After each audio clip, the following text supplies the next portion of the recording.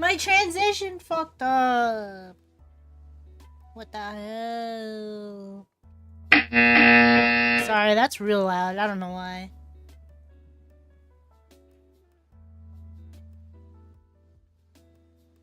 Thank you! I was working on it.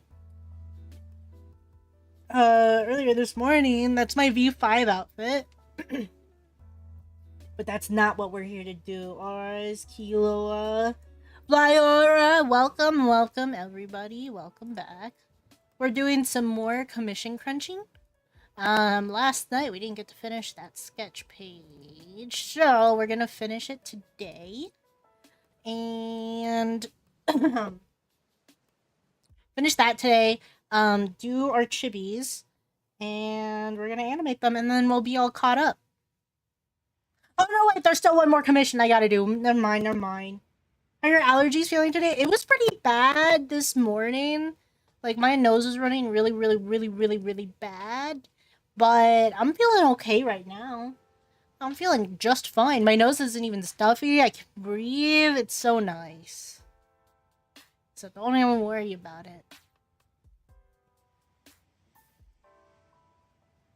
it. Well, my hand tracking for some reason isn't working today. Must be some karma or some shit. So I'm not able to get you back. My bad. My bad, G. Are we cool? For some reason I keep saying that it's inactive. I don't know why.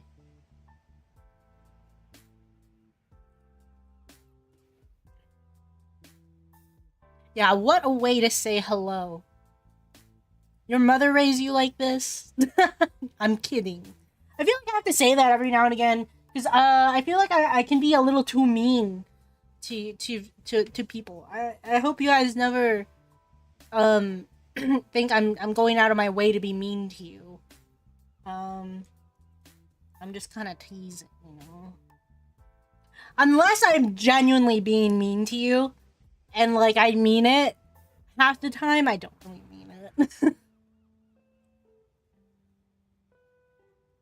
Flip off those who do you. I don't like it when people do me. Yay! Okay, as long as we're all cool. As long as we're all cool and chill and shit. This is where we left off last night. I think we're going to be able to make lots of progress today, y'all. I'm going to move me over here so you can see most of the drawing. Head pats and tail pats are enabled today. I got them fixed right before stream. So if you guys want to use those, and I think my trigger fire redeems are working now. Hopefully. Fantastic boss and great streamer and absolutely thank you. You guys flatter me. Oh, before we get started, already getting distracted.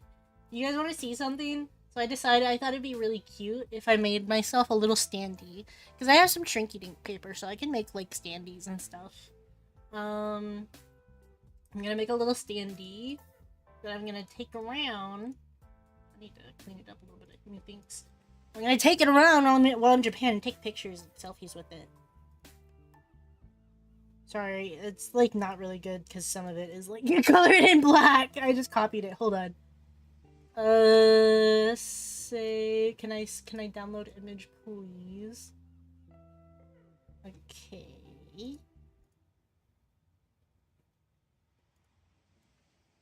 There you go. I need to clean up some of the color because I don't really like how the yellow is. I drew it on my phone. But yeah, this is what I'm gonna be bringing around Japan with me. You're gonna ask me what color the standee's eyes were, and I wouldn't be able to answer. They're like they're kind of a weird color, I think. There you go. Methinks. It's not finished yet. It looks very cute. It is finished. It is finished. I thought I needed to do some touch-ups, like you can see like visible fill lines, but no, it's pretty good. I just needed to change the color of the hair for a second. But no, it's gonna be printed out. I'm gonna print it out. And I'm gonna print. I'm gonna put it on shrinky dink paper. I'm gonna shrink it, make it into a little standee, and I'm gonna take it around Japan with me. Speaking of which, okay. In case anybody wants to learn how to use shrinky dink paper, this is how you do it. So I have the matte, like opaque stuff, not anything transparent. It's pretty good at mimicking acrylic, but you can still clearly tell it's like plastic.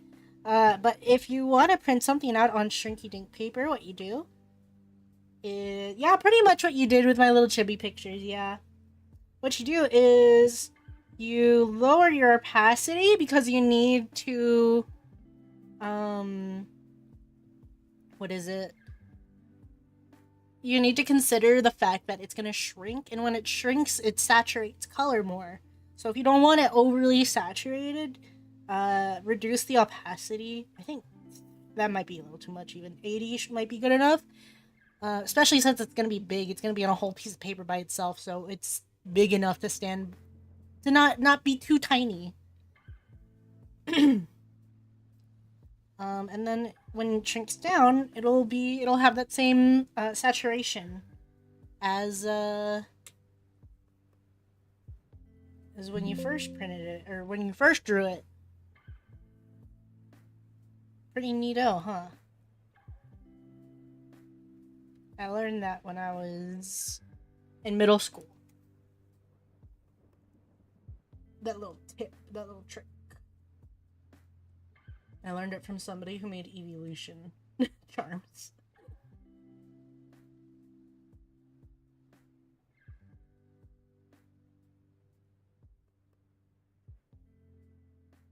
%80 opacity usually is good for shrinking. That's what I figured.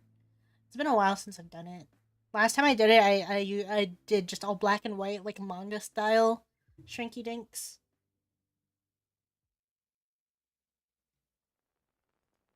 Yeah, yay! Thank you! You like the 3D hand? Yeah, there's like an actual like person hand that I could have used. But I think I like these paws a little better. I think they're a little cuter.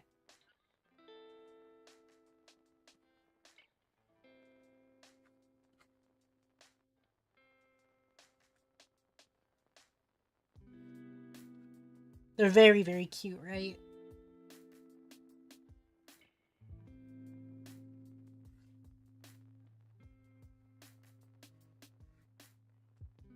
Who's texted me? Nobody. Nobody ever texted me.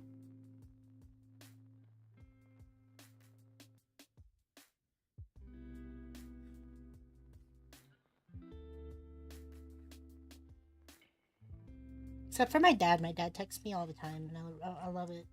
He's been having a lot of fun with my my brother's cat. Because my brother recently got a cat in Japan. His name is Sho, in case you don't know the lore. My brother got a cat named Sho. He's still a baby. Because literally the only cats up for adoption in Japan is like maybe one senior cat that's already been adopted by a couple, and then a bunch of kittens. Like the cat situation there is not as bad as it is in some places. So he ended up getting a kitten. And my dad's like absolutely in love with him. It's so funny. Because my dad used to be like one of those people who's just like, cats don't really make great pets. He's like, they're really aloof and they won't listen to you. Lo and behold, he's like attached to the hip with this fucking kitten. I'm gonna need that. I'm gonna need the family lore. Yeah, in case you didn't know, next week I'm gonna be going to Japan for a trip to visit my family. My brother lives in Japan. He lives there for official dog business. He's in the dog military, and my dad was in the dog military, so he actually got stationed at the base that me and him grew up at when we were children. So I'm gonna come visit him because that's literally my childhood home, and I'm very excited. I need to calibrate this. It's kind of starting to bother me.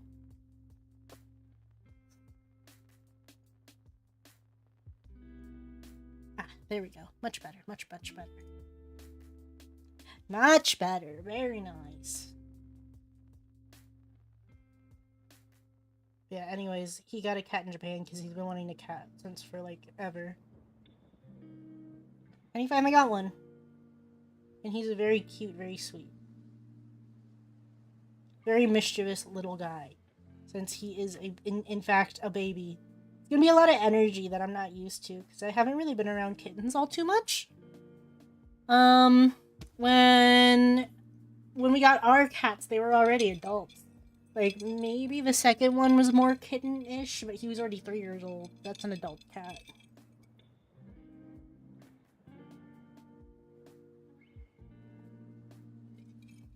I just spilled water all over myself. Oh! Very nice. I always spill, like, whatever liquid I'm drinking, I spill it all over myself, and it always pisses me off. Ugh. One day I need a cup of coffee and just sit down and listen to the life story of Doc. Well, if you want to. I'm not all that interesting, I don't think. Pretty normal, like, military upbringing. Nothing too special.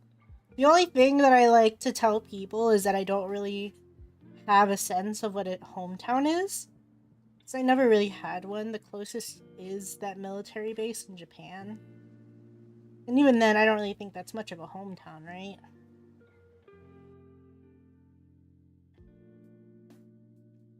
Hometown's like somewhere where you were born and raised, but I have no concept of that. Because for most of my life, I was moving. You're the only one that I know that has a military upbringing. Very interesting. I felt like I would feel like more people are military brats online. Although I guess I could be wrong entirely. That's what kids of the military are called, or at least the American military. I don't know anywhere else. In the American military, if you're a child of a service member, they call you a military brat.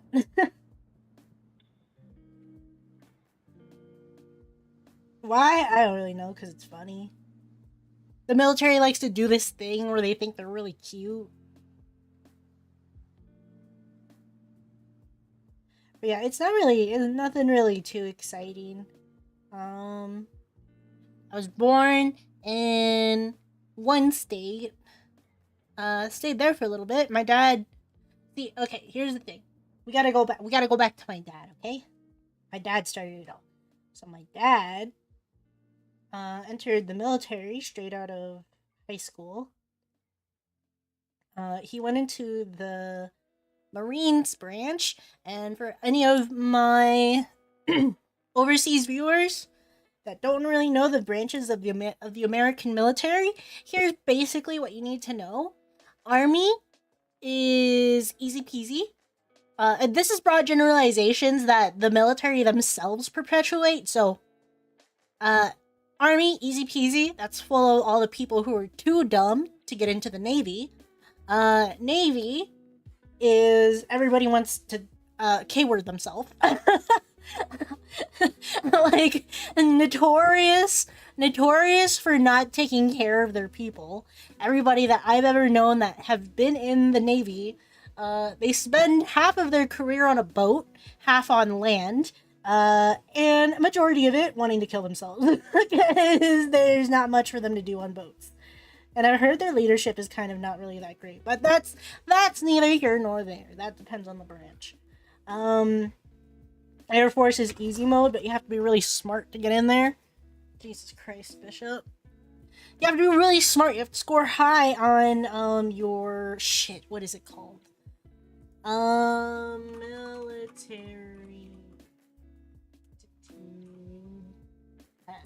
What's it called? ASVAB.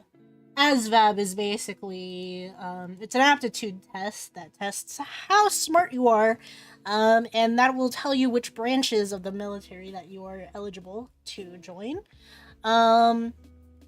So if you get a low score on ASVAB, you're usually, you're pickings for the Army and the Navy. Sometimes the Marines, pretty sure. I can't. I'm not 100% correct. I can be 100% wrong, but I'm pretty sure that's what it is. Is the army the guys who walk and drive on the tanks and parades? Yes, that's. Actually, I think it can depend on which branch is available.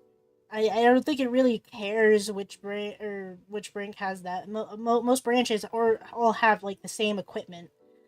Basically, the difference between each of them is they have different specialities. So Navy, sea. That's why they're mostly on boats. Army is land. They are the infantry, and Air Force, the Air Force. They also have Space Force now, which is kind of like is a nothing branch as far as I'm concerned. They have Space Force bases now, which is so weird. But as far as I'm concerned, it's basically just like the Air Force that's reskinned. Like they even have the same ranking names and badge designs. It's really funny. But yeah, Air Force is easy mode. Most of it is going to be desk work or piloting or mechanic work. That's what my dad specialized in. And you're going to be working on airplanes, in and around airplanes, mostly airplanes. Sometimes you'll get unlucky enough to be stationed on an aircraft carrier. You better hope that you never get stationed on an aircraft carrier. But for the most part, if you're on a carrier, it's just passing through. Space Force tinfoil hats, not really. I mean, it's a branch. It's meant for, like, space exploration whenever we get to that. But as of right now, we're not really doing that widespread. So I don't know why we have it yet. Probably just getting it established.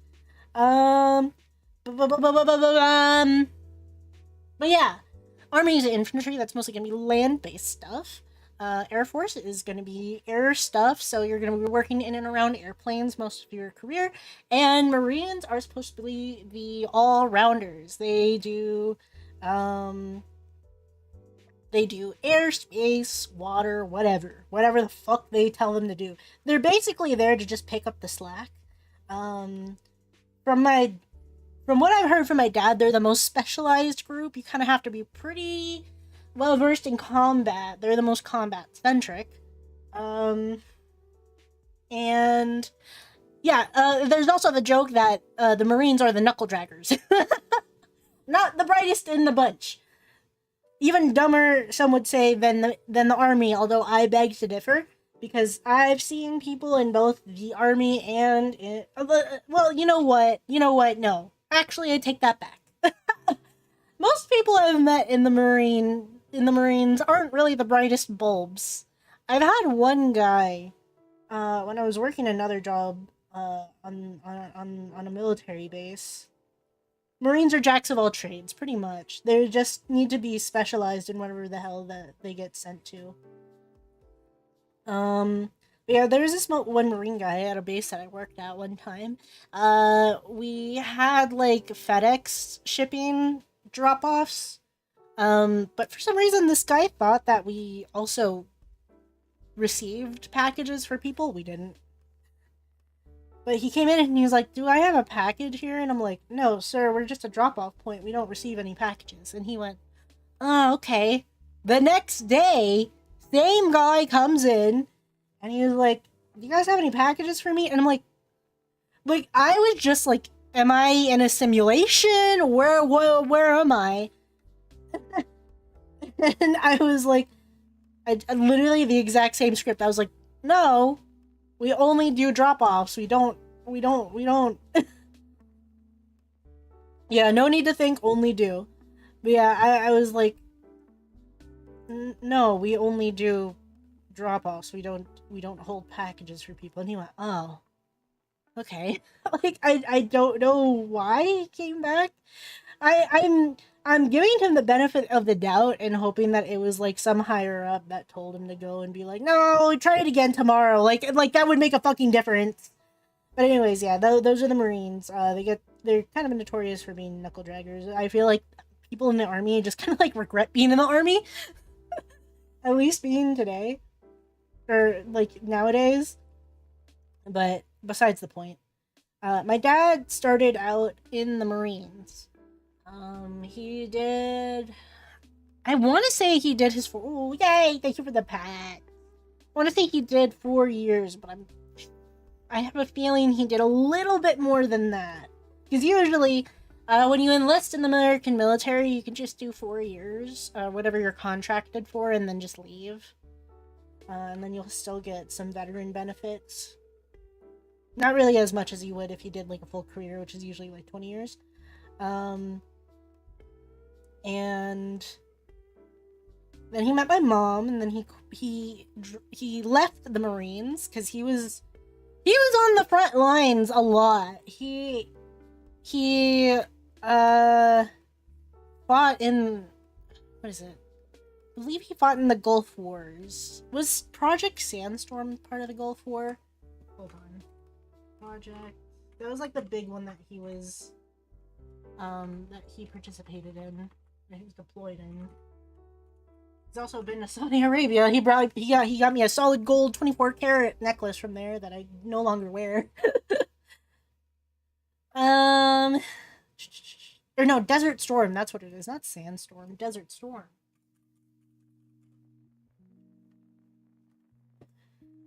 No, it's the Iraqi War. I thought it was when he was in Kuwait. Metal Lloyd, hello! Thank you for being willing to story time. I genuinely love listening to your voice. It's absolutely. Oh well, thank you very much. I'm glad you think so. I feel like half the time I sound like a screaming like a goose. Like maybe I should rebrand to a goose. What do you think? No, because I feel like whenever I get really hype, I literally start barking like a dog. But anyways, yeah. He did a couple years in the military. Thank you, Flyover. He did a couple of years in the Marines. And then he met my mom, and they wanted to have a family. So he was like, "Well, I can't be constantly be deployed if I'm gonna have a family," which is a very good thing to think about if you're in the military. Thankfully, along my dad's career path, a very long career, there's only one time he's been deployed, in my lifetime, thankfully, and nothing bad has ever happened to him. I thank God. You sound just a little bit smoker lung and a wee bit congested and smoker lung? Hey, that's crazy. You didn't have to add that in there. Oh my god. But yeah, he was like, I can't be deployed all the time if I'm gonna have a family, you know? Because that's a big thing you gotta think about is if something happens to you when you're deployed, who's there to take care of your family? I mean, the government will only really do so much. And it really sucks to, you know, especially at the age that me and my brother were. We had just been born, like we were basically babies. So my dad quit the Marines, and started working as a mechanic for a little bit. You even have an option to redeem cigarettes. Not at the moment, unless I enabled it on accident, in which oopsie, I didn't mean to do that. So this model doesn't automatically do the cigarettes. Where was I in my story? Yeah, that's not me, that's the other dog.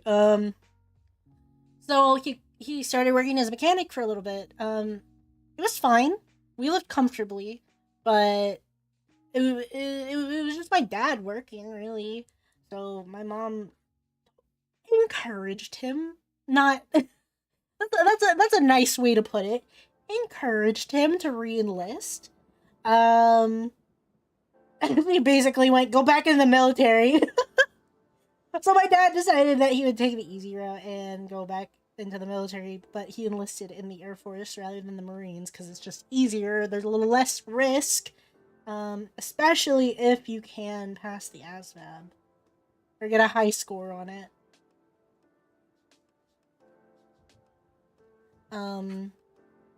So he went into the Air Force, did basic for it. The way that he describes it to me is that Air Force basic is a vacation compared to Marine basic, which I always think is so funny. And because like, dude, military. I mean, I guess you got to do it. You got to do training for that. But like, my dad was like, "Yeah, they drowned me in Marine basic," and I was like, "What? What?" He's like, "Yeah, you just got to get used to the feeling." Okay. But yeah, that's a thing. But yeah, but that all happened by the time I was 3 years old. So there were a couple years when I was a baby and we were just in one spot, and that was supposed to be the plan, that we would just kind of stay in one spot. But plans change. So when I was still a toddler, we moved to we were in North Carolina, then we moved to South Carolina because that was my dad's first assignment. Yeah, you're not gonna just die in the water, just like, yeah. That was my dad's first assignment, and then his second assignment took him to Korea, but he couldn't bring his family with him because he was stuck in the dorms. So we had to move from South Carolina to Alabama. We were in Alabama for a year and a half, I want to say. Yeah, a year and a half, that sounds about right. We were there for a year and a half. Then my dad got orders to go to Japan. So then we were in Japan. And that's pretty much the longest I've ever stayed in one place.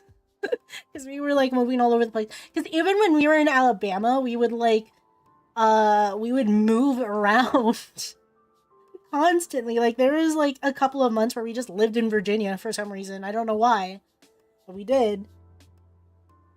But yeah, oh yeah, looks respectfully. This is a really good frame. But yeah, we moved around quite a lot. So when we finally made it to Japan, that was the longest place I ever stayed. The assignment was my dad's assignment there was only supposed to be 3 years. That's usually the basic for most places, especially overseas. But we just loved it there so much that my dad said, "Fuck it, and let me extend for an extra 3 years." And lo and behold, he got it. So we stayed there for a full 6 years, and that's literally the longest I've ever stayed in one place. And it was really, really fun and very epic. And now that my brother is also in the military, this airbase, well, Misawa, I'm gonna make a couple of videos about it. That city, Misawa, that was always like number one on his dream list, because you get like a little dream list on where you want to be stationed. But that was always his number one. He did a couple of years in Hawaii. He's gotten some really good fucking assignments, let me tell you what.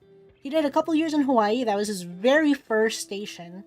And then he did 1 year in Korea, just like my dad. And then he got moved over to Misawa. That's, like, really fucking great. It's a really good career path so far. And I'm trying to convince him to stay in. I'm just like, you just stay, get your benefits after 20 years, and if you retire, because he went into the military pretty young.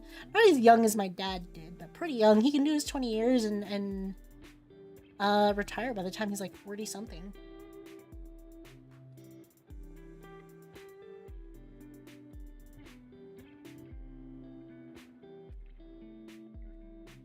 But yeah, that's basically the lore between me and Japan. That's why I always consider Japan as being my hometown, or Misawa as my hometown. Because that's basically the closest I can get to one. I was never born and raised anywhere. We just kept moving around. It's very neat, right? Very cool. Not anything too exciting, like I said, but I like talking about it. I think it's a very unique part of me.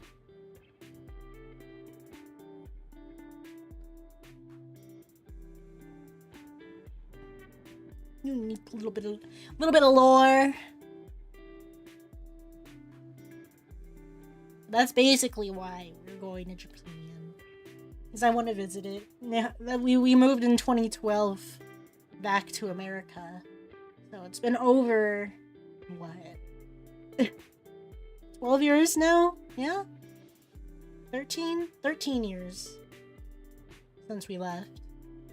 My parents had already gone to visit him once this year.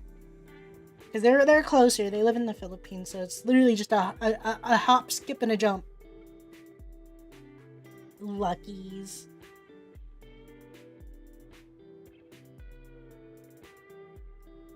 I think it was very, very interesting. I loved listening. Well, I'm glad. Good. That's the end goal. That's the end game, baby. That's the goal. As long as you guys are entertained. And I do not mind talking about it.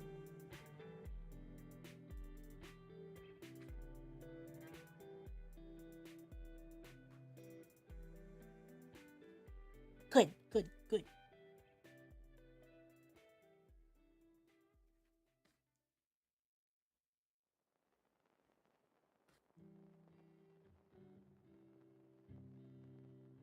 The hardest part about like as cool as that all was, the hardest part about that, and like if you ever do meet anybody else that grew up in the military, especially most other people, they had it worse than me. I was really lucky to have moved as little as I did, even though I feel like, what is that, 5 major moves in my lifetime?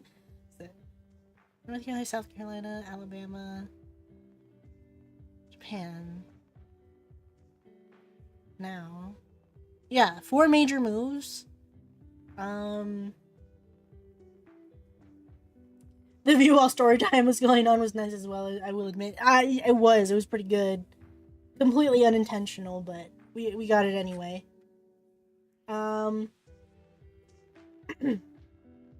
Yeah, I consider myself pretty lucky that we moved as little as we did. Just because my dad was kind of smart about it.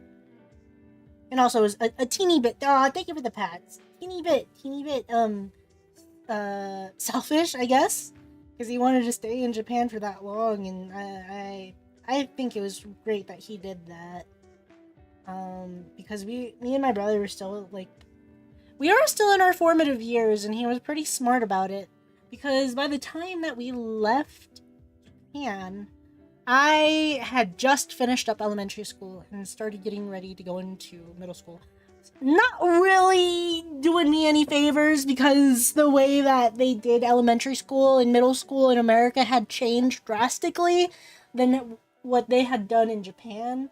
And by Japan, I mean the American school that they have on post over there. I didn't go to a Japanese school, unfortunately. I think it would have been nice, but it is nice to go to an English-speaking school as an English-speaking person. We went to the military school there, and that does not mean that they teach us how to be military. It just means it is a school funded and backed by the government and the military. What was I saying? Oh yeah, my dad was pretty smart about it. Because by the time that we had left Japan, I had just finished up my elementary school, so that gave me a blank slate for middle school, and my brother had just finished up middle school, so that gave him a blank slate for high school. So very, very smart. He was very considerate of me and my brother, especially when it came to like how we would fit in socially. Because ask any person who's grown up in the military or with a parent in the military, and how often they move and how hard it makes, how difficult it becomes to be sociable, or like be sociable and make meaningful connections when you know that you're just gonna leave in like a couple years. So like, what the fuck is the point? So I feel like there's like a 50-50. You got a 50-50 of military kids that are really, really good at making friends really fast, or military kids that just do not make friends because they do not give a shit. Because they're like, this is not gonna last, who cares what happens. But yeah, that's basically how it is. I'm kind of a weird mix. Because, like, I was pretty good at making friends. But people had to approach me first. Which I don't think is a really good... was not a very good tactic. Looking back on it, but I did make some really good friends while I was in Japan. The only thing that sucked was, like, having to say goodbye to them. Because I was the only person that stayed all the way throughout elementary school. There was only one other person in my school that actually stayed, because I was there from 1st to 6th grade. There's one person there that I became really, really good friends with, that stayed there at the exact same times as me. She was there from 1st to 6th grade, right there with me, and we became really good friends. 想像してみて、もしドッグがペラペラな日本語を話せたら、I know, もし I know, dog, ペラペラ what the fuck is ペラペラ I don't know ペラペラ actually, I know 日本語 Nihongo means Japanese.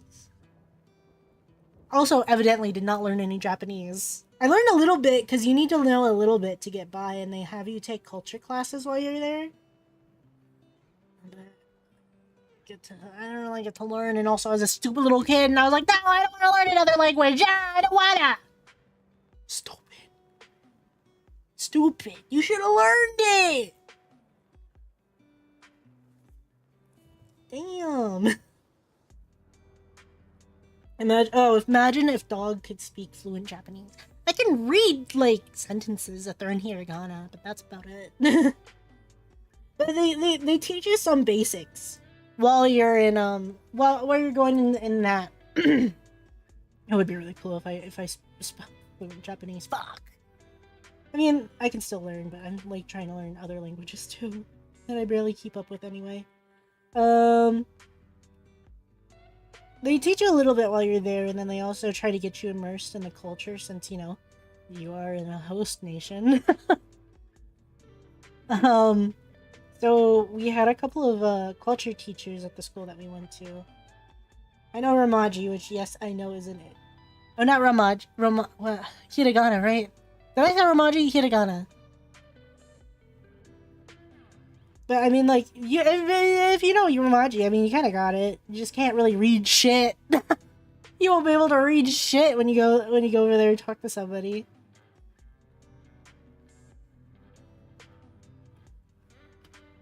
Yeah, hiragana. I've memorized hiragana.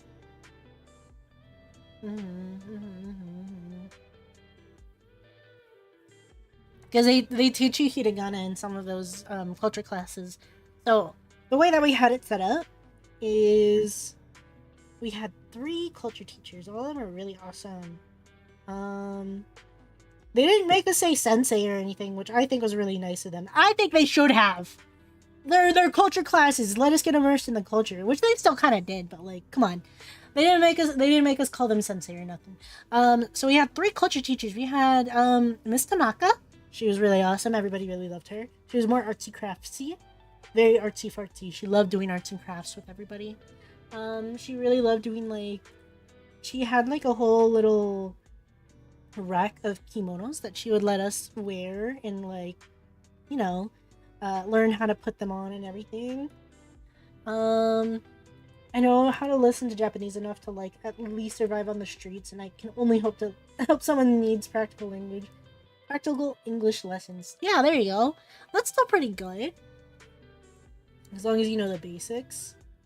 But yeah, what was I saying? Yeah, Miss Tanaka, everybody really loved her because she loved doing the arts and crafts stuff.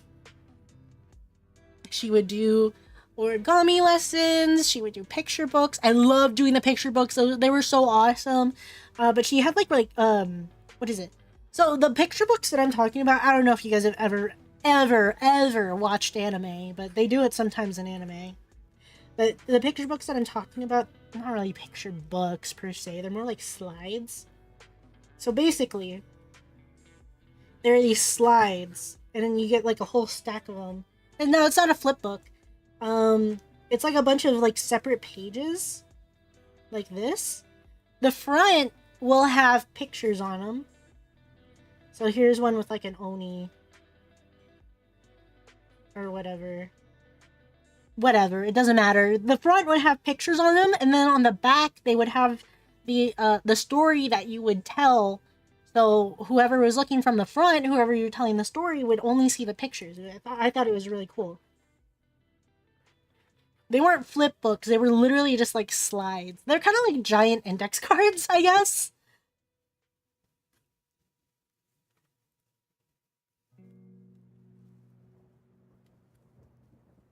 But yeah, she would do those, but she wouldn't read them herself. She would have like a little recording.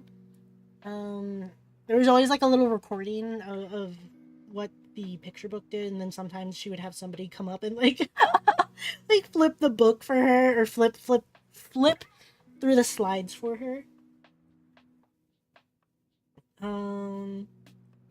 What else did she do? She did tea ceremonies. Tea ceremonies, they're like not really, they're more like tea parties, but she called them tea ceremonies. And she was very, very sweet. She's just a tiny little Japanese lady. And she had a bunch of toys and gadgets in her room. She was actually she's my abacus instructor. Because when I was in elementary school for 2 years, I think. So the Japanese abacus is called soroban. And I was in the soroban club because my parents thought that it would make me really good at math. Turns out it did not. It just made me really fast at doing math. No, they were just like little tea parties. Like, we didn't even have tea. Like, she would bring in like barley tea, but it was mostly soda. And like all the kids would just drink soda because she would bring soda in too. She would bring like melon soda. Oh, it was so awesome. It was really just an excuse to teach us how to use chopsticks, and I got really good at it. So basically what she would do is she would get soda out and barley tea. And she'd be like, okay, you can pour your own drinks. And then she would put snacks all over the table. And then she'd be like, okay, you can eat these snacks, but only if you use chopsticks to pick them up. Your teacher sounds radical. Miss Tanaka was fucking awesome. I loved her. And then she, what is it? They also did, summer immersion, which is basically extra, culture classes that you take with a smaller group of people during the summer. And I did that for a couple of summers, and that was really fun. But I'll get to that later. But yeah, Miss Tanaka. Shout out Miss Tanaka. Fucking awesome. You're awesome. We love Miss Tanaka. But she would just really do all the fun stuff. Then we had, Mr. Kumagai. Mr. Kumagai, we call him Bear Guy. We loved Mr. Kumagai too. He was really fun. He really loved doing, he would teach us board games. So I learned how to play, fuck. I already forgot what it's called.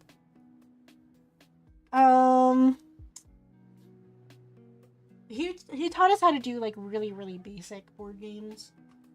Board games.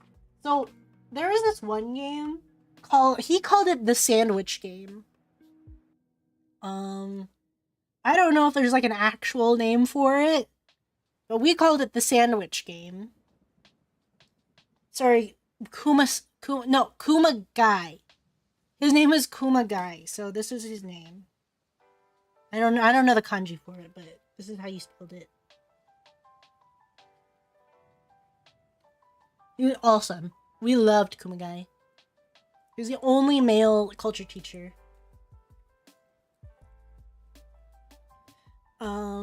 But we played this game called the sandwich game. You play it with, not shogi. Shogi's with the black and white beads, right? No, shogi is chess. Okay, shogi is chess. Okay. So you use shogi pieces. We call it the sandwich game. You use shogi pieces. You don't really set up the board like chess. No, I'm thinking of shogi. I think Go might be the black and white pieces. I will get to that in a little bit. We also didn't play Go correctly. He just showed us like a different type of game to play with it. Also, it might have been Go actually. But anyways, you take shogi pieces. One person is red, one person is black, obviously. That's just, you know, how games work. You don't set them up in a certain kind of way. Kind of not like chess, right? So you do, here's the board. I guess it was more like checkers. So there's your board. You set up your shogi pieces like this. I would always do it in a certain order because I was like, this is more than just like checker pieces. Because there's like there's kanji on it, but I couldn't read kanji, so I was like, what the fuck? So those are the different pieces, and the objective of the game is you can go as forward as you want or as sideways as you want if you have the space. Obviously, you can't do anything if all your pieces are at the bottom here. So you would slide forward, and the objective of the game is to sandwich the other player's pieces to claim them. So you would move this guy. Say the best play, you would move this guy up here, and then move, and then your opponent would bring this guy down here. And then the objective is basically like you could either do it horizontally or vertically, as long as you sandwich the other player's pieces, and then you would claim it. And then you do that over and over again until somebody wins. So that's how we played that. The what we played with Go, I don't really remember. I think we just did it like tic-tac-toe, basically. I'm gonna play Sandwich now. It was really fun, yeah. Oh, Gomuku! That's what we played. Oh, I found it on this website. Gomuku. That was the name of it. It's basically just Connect 4.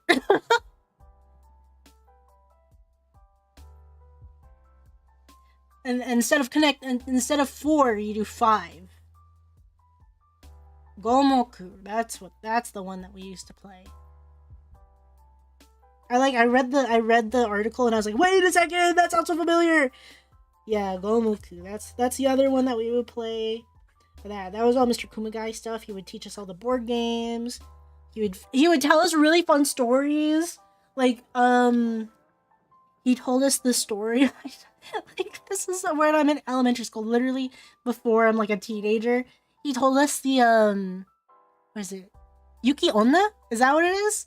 The slit mouth lady.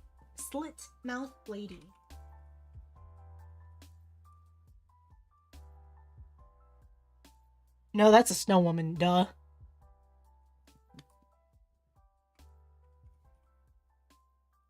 Oh, Kuchisake Onna. He told us the story of Kuchisake Onna. I was like, oh, okay.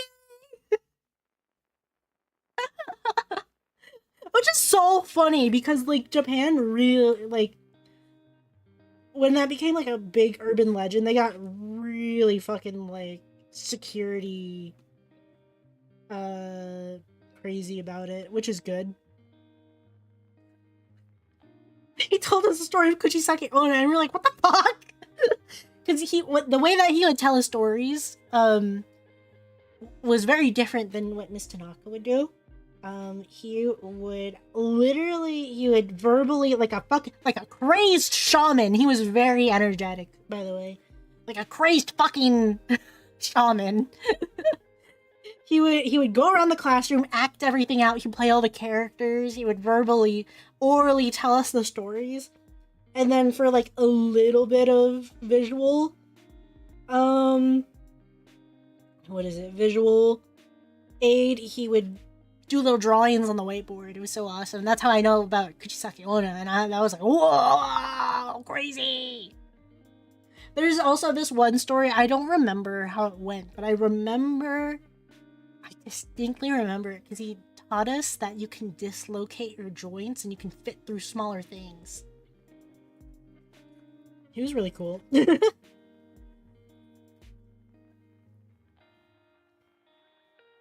It was really crazy. It was some story about, like, breaking out of a prison. Like, the characters were breaking out of a prison or something. But he was like, I don't know what he was expecting a group full of, like, a room full of third graders to know about dislocating joints or sumo wrestling. But, like, he was like, you know how so there is this one famous sumo wrestler? He had really bad joint pain, but one of his friends came up and dislocated one of his joints for him and got rid of his joint pain. I'm like, no! But anyways, that's how I learned how to dislocate joints. Or what dislocating joints was. Bye, Killua. Very funny in retrospect.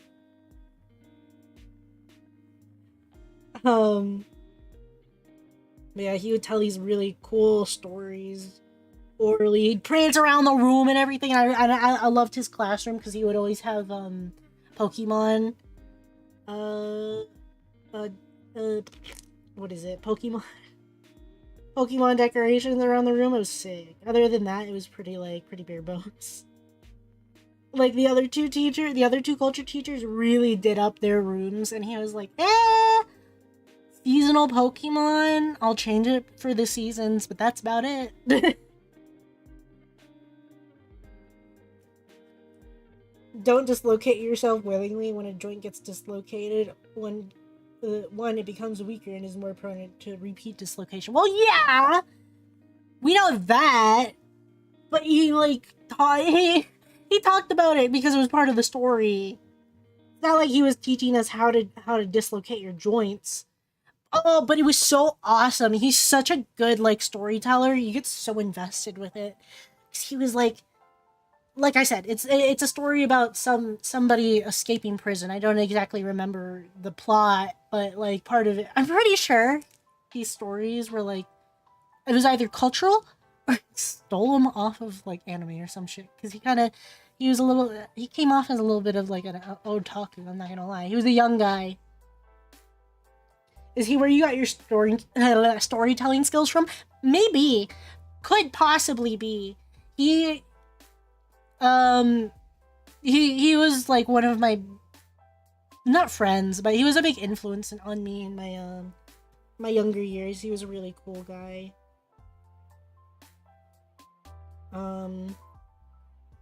Very, very friendly with the students. But no, the way that he would describe his stories is he would like, okay, so that like joint dislocation thing that I was talking about, the way that he acted it out, he acted it out. It was so fucking cool. He was like, he saw the window and it was like somebody who he had a pretty heavy accent, which we could all understand him just fine though, so that was fine. But he was like, there's a small window, and he knew he could fit through it if his bones were jelly. So he took it. Oh, you have to be. I would have to have my hand tracking to really like sell it.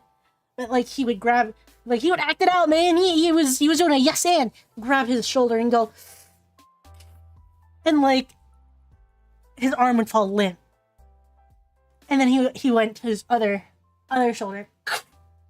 It was also limp, and then practice. He went.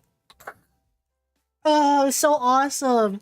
That story, I mean, that tells you how good of a storyteller he is, because that stuck with me, like, since I was a kid. It would be cool if I could go over to say hi, but I doubt he'd remember me, and I hate it. I hate saying hello to a teacher who does not remember you, because I think it's so fucking weird and awkward, and you kind of put them on the spot.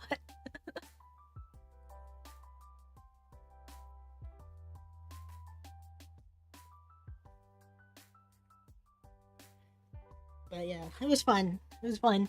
That was Mr. Kumagai, cool guy. And then there's Mrs. Cone. Miss Cone, you know what? As a younger dog, I always thought Miss Cone was kind of boring. But the older I got, the more based I thought she was. She was so cool. Especially when I did her Japanese immersion classes. Oh, they were so fun. The praise you give him makes me absolutely think he might be where you got your storytelling skills, because as amazing as you are, you're singing him. Yeah, literally my teacher. He was so awesome. I loved learning things from him. Like whenever, because you know when you're in grade school, you have to do like the special classes, and they would rotate. So like for 1 week you would do art, for another week you would do music, and then another week you would do Japanese culture. Whatever, whatever. Whenever we got told that we were gonna go to Mr. Kumagai's for the week, we were all like, yes, pogging the fuck out, man. Pogging the fuck out, because Mr. Kumagai fucking ruled. But anyways, Miss Cone. So Miss Cone, I believe she was a single mother. I always saw her as very, very strict. She was very no nonsense. Very like, you know, this is me being like an American child, not really understanding Japanese customs. Because I feel like the other two teachers were pretty lenient about it. But when it came to Miss Cone, she would not hesitate to tell you that you're being rude when you don't think that you are. Like, I think one time I was a little kid and I was really obsessed with cats. So I yawned really loud, or like really big, like a cat would, and I didn't cover my mouth. And she yelled at me for it. She's like, don't you know how rude that is? And I'm like, not really, I just think I'm a cat. Like, I'm 6 no, how old was I? I was like, I'm 7 years old, I think it's neat. So I was always just like, oh, Miss Cone, she hates us. She hates her job. But the older that I got, I was like, oh, she's just a regular ass person, huh? Yay, thank you.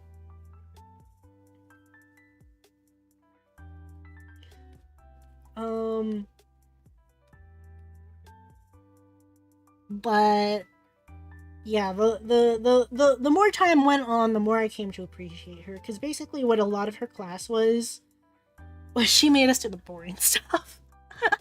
I hate to say it, but she turning into an adult means you get to yawn like a cat all you want. I know, but like, that's not just like an adult thing. That was just that was more of a culture thing. Because it was, when I think about it in retrospect, that's impolite to do, by Japanese standards. You don't really want to draw attention to yourself. You don't really want to, you know, yawn real wide like a cat, you know?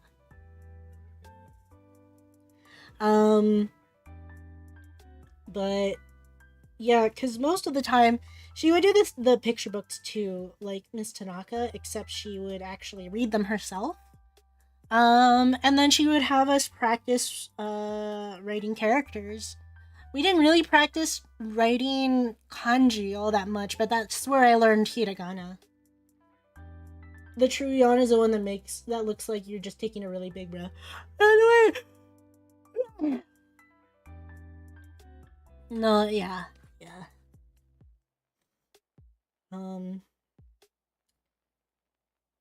Yeah, she just made us do like paperwork and stuff, and we all thought that she was really boring for it. And I always felt bad because I was like, she really was just trying to do her best, and a lot of students like didn't really like her. But I ended up being like a Miss Cone, like Glazer at the end of my time there.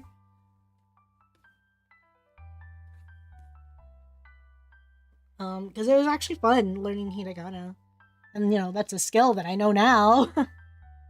And what else? She would show us some like documentaries and movies, and I can't really think of what else we did in her class. I'm not gonna lie, the class sizes were always too big. We couldn't do any of the cool stuff. So that brings me to the summer immersion programs. So basically what summer immersion is, I kind of explained it earlier, was my school had this thing called the summer immersion program, and that allowed students to do a more intimate, smaller class size, cultural immersion with the culture teachers, And for 2 years, I did it. Miss Tanaka's class was always big because everybody loved Miss Tanaka. So I didn't really get to do too much with there. It was basically just like the same thing that she did in her normal classes, except we got to go on a field trip, which was fun. We went on a field trip to a fucking shopping plaza. And we took the public transit for it.